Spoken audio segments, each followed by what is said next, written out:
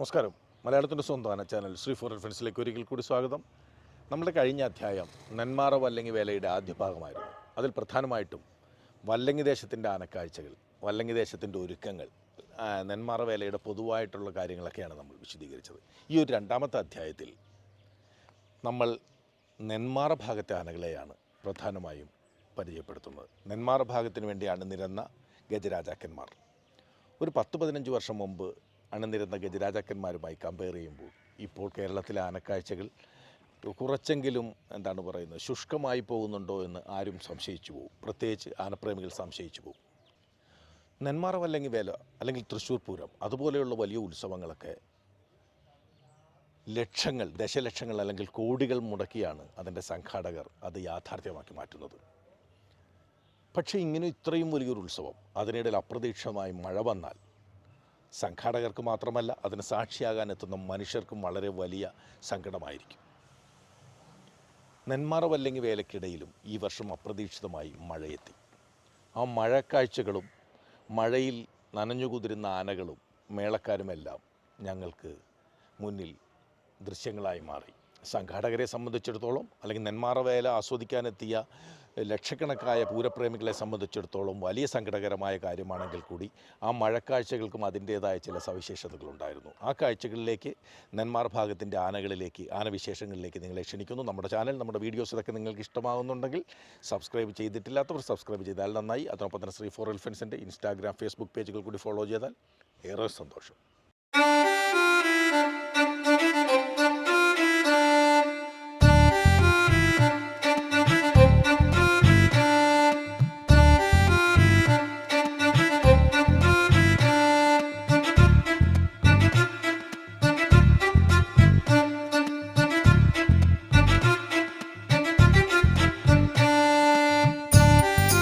നെന്മാറക്കാരുടെ ആനകൾ എവിടെയാണെന്ന് അന്വേഷിക്കുമ്പോൾ പലരും പലതാണ് പറയുന്നത്.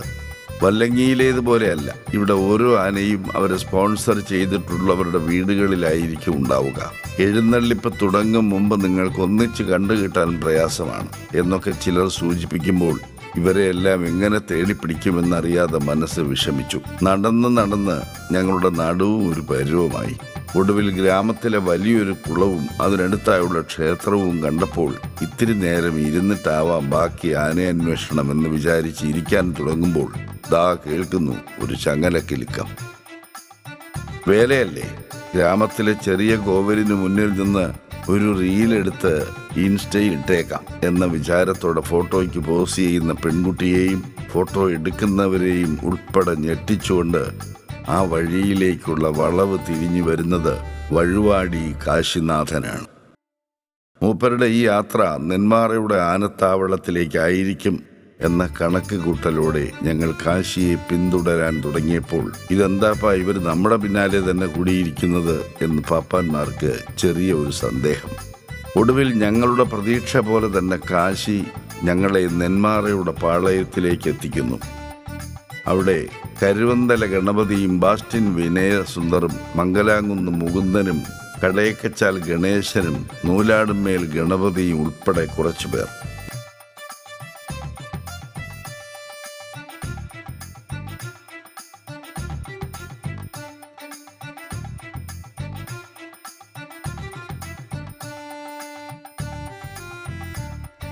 ഇത്തിരി സമയം കഴിഞ്ഞാൽ തുടക്കം കുറിക്കുന്ന എഴുന്നള്ളിപ്പിന് മുമ്പായി കിട്ടുന്ന സമയം കൊണ്ട് ഒരു ഉച്ചമയക്കത്തിൻ്റെ സുഖ ആലസ്യത്തിലാണ് പാപ്പാന്മാർ.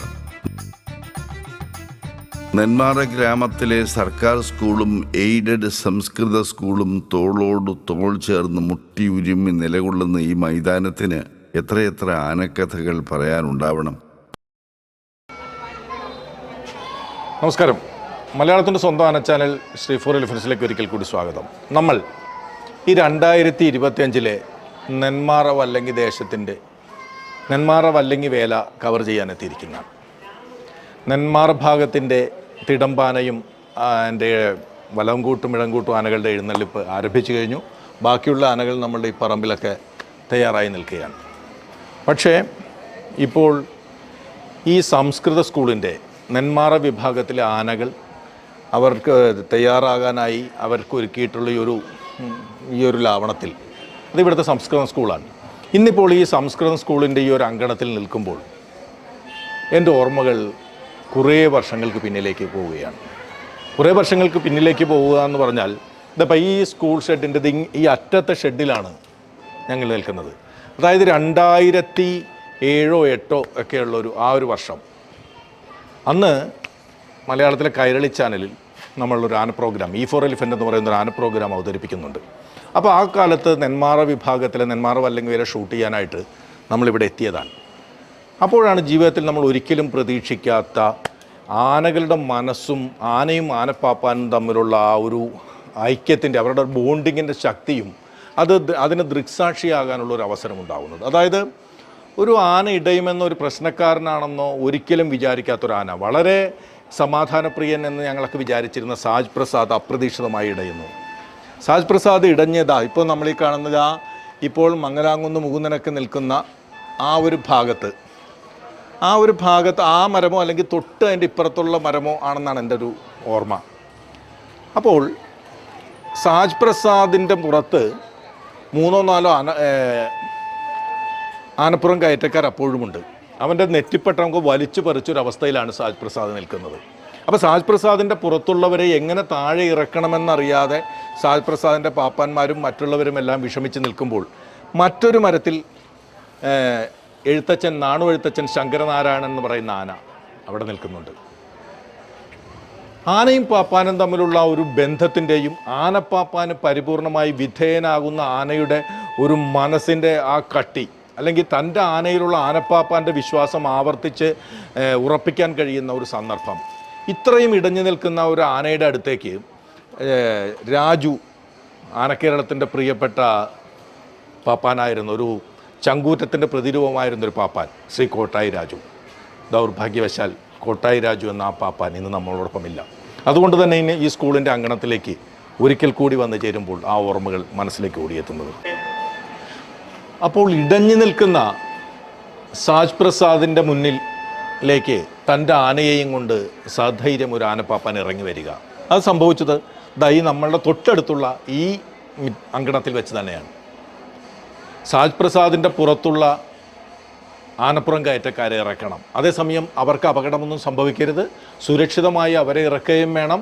തൻ്റെ ആനയുടെ ശക്തിയും തൻ്റെ ആനയുടെ മേധാവിത്വവും കൊണ്ട് സാജ് പ്രസാദിനെ കീഴടക്കുകയും വേണം. അങ്ങനെ ഒരു അതിസങ്കീർണമായൊരു സാഹചര്യത്തിലേക്കായിരുന്നു അന്ന് കോട്ടായി രാജു തൻ്റെ ആനയെയും കൊണ്ട് കടന്നു വരുന്നത്. ഇവിടെ നമ്മൾ വിറങ്ങലിച്ചെന്ന് പറഞ്ഞ പോലെ അടുത്ത നിമിഷം എന്താണ് സംഭവിക്കാൻ പോകുന്നതെന്ന് അറിയാതെ, എന്താണ് അന്ന് ഷൂട്ട് ചെയ്യാനൊന്നും ഇവിടെയുള്ളവർ നമ്മളെ അനുവദിക്കുന്നില്ല. ഈ സ്കൂൾ ഷെഡിന് പുറത്തിറങ്ങാൻ പോലും അന്ന് ഇവിടെയുള്ളവർ അനുവദിക്കുന്നില്ല. കാരണം നെന്മാറയും വല്ലങ്ങിയും തമ്മിൽ അത്ര കടുത്ത മത്സരമാണ് അവരുടെ ഉത്സവത്തിൻ്റെ കാര്യത്തിൽ. അപ്പോൾ ഒരു ഉത്സവത്തിന് ആന ഇടഞ്ഞു എന്നൊക്കെ കേട്ടാൽ അതവർക്ക് മോശമുള്ളൊരു കാലഘട്ടമാണ്, ഒരു സമയമാണ്. ഇന്നത്തെ പോലെ സോഷ്യൽ മീഡിയയോ മൊബൈൽ ഫോണുകളുടെ അതിപ്രസരമോ ഒന്നുമില്ല. മറ്റ് വാർത്താമാധ്യമങ്ങളിലൂടെ പിന്നീടൊക്കെ ആയിരിക്കും അതറിയുന്നത്, അല്ലെങ്കിൽ അടുത്ത ദിവസമായിരിക്കും അറിയുന്നത്. അപ്പോൾ ഈ കോട്ടായി രാജു ഇടഞ്ഞു നിൽക്കുന്ന സാജ് പ്രസാദിൻ്റെ മുന്നിലേക്ക് ശങ്കരനാരായണനുമായി കടന്നു വരുന്നു. സാജ് പ്രസാദ് സ്വാഭാവികമായിട്ടും ശങ്കരനാരായണന് നേരെ കൊമ്പും കുലുക്കിക്കൊണ്ട് ചാർജ് ചെയ്യുന്നു. ചാർജ് ചെയ്യുന്ന ശങ്കരനാരായണനോട് കോട്ടായി രാജു ഒന്നേ പറയുന്നുള്ളൂ, എടുത്തോടാ ഇങ്ങോട്ട്. തൻ്റെ പാപ്പാൻ്റെ വായിൽ നിന്ന് എടുത്തോടാ ഇങ്ങോട്ട് എന്ന ആ വാക്ക് കേൾക്കേണ്ട താമസം അടുത്ത നിമിഷം ശങ്കരനാരായൺ കോട്ടായി രാജുവിൻ്റെ കൊമ്പിൻ്റെ കൃത്യം നമ്മൾ 2 ആനകളും കൊമ്പിങ്ങനെ കോർത്ത് നിൽക്കുകയാണ്. പരസ്പരം അവരുടെ ശക്തി 1-2 നിമിഷം അല്ലെങ്കിൽ ഏതാനും നിമിഷങ്ങൾ അവരുടെ ശക്തിയിൽ ആരാണ് കേമൻ എന്നുള്ള കാര്യത്തിൽ ഒരു ബലാബല പരീക്ഷണം നടക്കുന്നു. പിന്നീട് നമ്മൾ കാണുന്നത് ശങ്കരനാരായണൻ്റെ ശക്തിക്കും അവൻ്റെ ബുദ്ധിശക്തിക്കും മുന്നിൽ സാജ് പ്രസാദിനെ മലർത്തിയടിക്കുന്നൊരു സന്ദർഭത്തിൽ മറ്റൊന്നുകൂടി സംഭവിക്കുന്നു. സാജ് പ്രസാദിൻ്റെ പുറത്തിരിക്കുന്ന ആ ആനപ്പുറം കയറ്റക്കാർക്ക് യാതൊരു അപകടവും സംഭവിക്കാതെ അവരെല്ലാം പിടഞ്ഞ് എഴുന്നേറ്റ് ഓടുന്നുണ്ട്. ശങ്കരനാരായണൻ്റെ സാജ് പ്രസാദിനെ മെരുക്കി ഒതുക്കി ആ മരത്തിൽ തളയ്ക്കുവാൻ അന്ന് ശങ്കരനാരായണൻ്റെയും കോട്ടായി രാജുചേട്ടൻ്റെയും അവരുടെ ആ പരീക്ഷണത്തിനും അവരുടെ കൂട്ടായ്മയ്ക്കും അവരുടെ ആത്മബന്ധത്തിനും ഒന്ന് കഴിഞ്ഞു എന്നുള്ളതാണ് അത്ഭുതകരമായി കണ്ടു നിൽക്കാൻ കഴിഞ്ഞ ഒരു സാഹചര്യം. ഇന്നിപ്പോൾ ശങ്കരനാരായണൻ നമ്മോടൊപ്പമില്ല, കോട്ടായി രാജു എന്ന ചങ്കുറപ്പിൻ്റെ പ്രതിരൂപമായിരുന്ന പാപ്പാനും നമ്മോടൊപ്പമില്ല, സാജ് പ്രസാദും നമ്മോടൊപ്പമില്ല. വർഷങ്ങൾ ഒത്തിരി കഴിഞ്ഞു പോയിരിക്കുന്നു. മറ്റൊരു നെന്മാറ വല്ലങ്ങി വേലയ്ക്ക് സാക്ഷിയായി ഒരിക്കൽ കൂടി നമ്മൾ ഈ മണ്ണിലേക്ക് എത്തിച്ചേരുന്നു. പക്ഷേ ഉത്സവങ്ങൾ കടന്നു പോകും, കാലം കടന്നു പോകും, ആനകൾ അനവധി മാറി വരും, അതിന് സാക്ഷിയാകുന്ന മനുഷ്യരും നമ്മളുമൊക്കെ ഇങ്ങനെ മാറി മാറിപ്പോവും. പക്ഷേ ഈ ഒരു നിമിഷം സാജ് പ്രസാദും ശങ്കരനാരായണനും കോട്ടായി രാജുവും ഉൾപ്പെട്ട ആ ഒരു ബലാബല പരീക്ഷണത്തിൻ്റെ ഓർമ്മകൾ അതൊരിക്കലും ഓർമ്മകളുള്ള കാലം വരെ മനസ്സിൽ നിന്ന് മാഞ്ഞു പോകുന്ന ഒന്നല്ല. ഈ സ്കൂൾ അങ്കണത്തിൽ നിൽക്കുമ്പോൾ ആ ഒരു കാര്യമാണ് നിങ്ങളോട് പറയുവാൻ ശ്രമിക്കുന്നത്.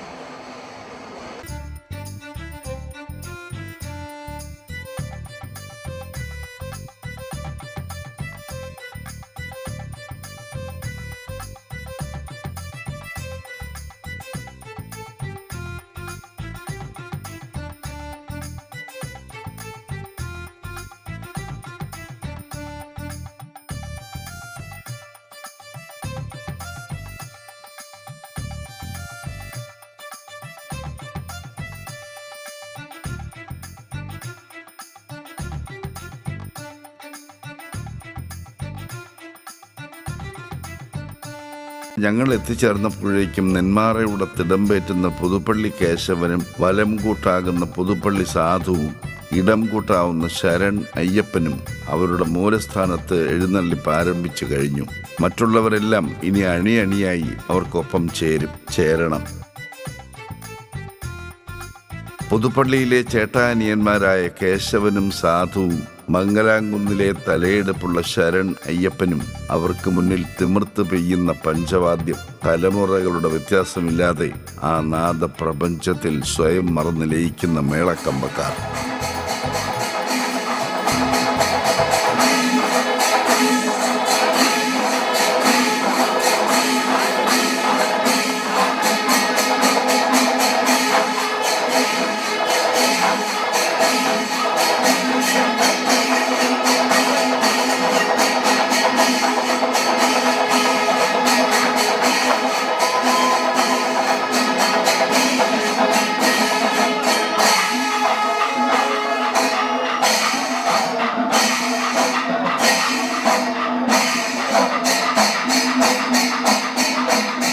അനന്തരം ആനകളുടെ എഴുന്നള്ളിപ്പിൻ്റെ മുന്നോട്ടുള്ള ചലനം തുടങ്ങി.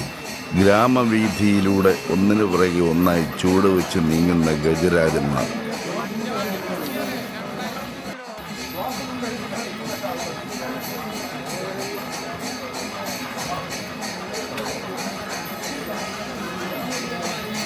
ചെറിയ കോവിലിന് മുന്നിൽ തൊഴുതു വണങ്ങി ഓരോരുത്തരായി മറ്റൊരിടത്ത് നിരക്കാൻ തയ്യാറെടുക്കുന്നു. മേളക്കമ്പക്കാരും ആനക്കാരും എല്ലാം ഒഴുകിയെത്തും. അത് കഴിഞ്ഞാൽ പിന്നെ നെല്ലിക്കുളങ്ങര ക്ഷേത്രത്തിലേക്കും തൊട്ടടുത്തുള്ള പന്തലിലേക്കും നീങ്ങണം, നില ഉറപ്പിക്കണം. അങ്ങനെയൊക്കെയാണ് കാര്യപരിപാടികൾ. പക്ഷെ എല്ലാ കണക്കുകൂട്ടലും എല്ലാ കാര്യപരിപാടികളും തെറ്റിച്ചുകൊണ്ട് കടന്നു വരുന്ന മഴ ഇത്തിരി പെയ്ത് വഴിമാറി തരും എന്നാണ് എല്ലാവരുടെയും പ്രതീക്ഷയെങ്കിലും മഴ വല്ലാത്ത വാശിയിലാണ്.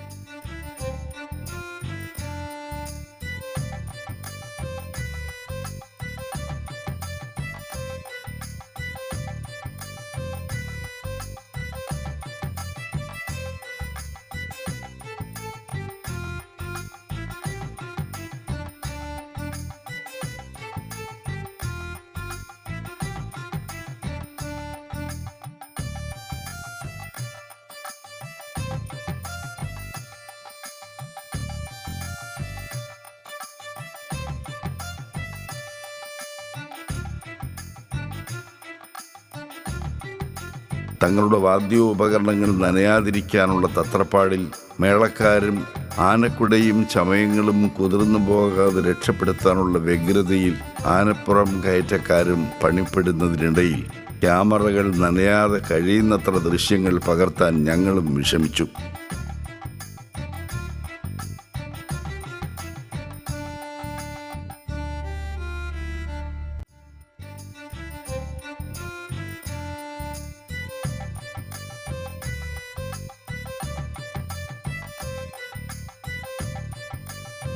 ഇതിന് സമാനവും സമാന്തരവുമായി വല്ലങ്ങിയുടെ എഴുന്നള്ളിപ്പും മഴയിൽ കുതിരാൻ തുടങ്ങിയപ്പോൾ ഒരു ഘട്ടത്തിൽ നന്ദന്റെ ശിരസിൽ നിന്നും തിടമ്പിറക്കി മഴയേൽക്കാത്ത ഭാഗത്തേക്ക് ഓടുന്ന കാഴ്ചയ്ക്കും സാക്ഷിയായി.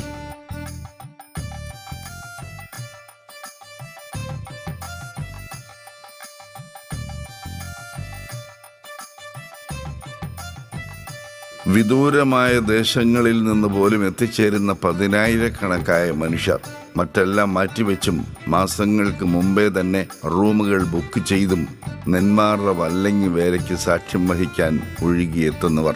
അവരുടെ മുഖങ്ങളിലെല്ലാം നൈരാശ്യത്തിന്റെ കരിനിഴൽ വീണുകൊണ്ടിരിക്കുന്നു. എഴുന്നള്ളിപ്പോ ഇങ്ങനെയായി. മഴ ഈ വിധം ചതിച്ചാൽ രാത്രിയിലെ വെടിക്കെട്ടും കുളമാകും.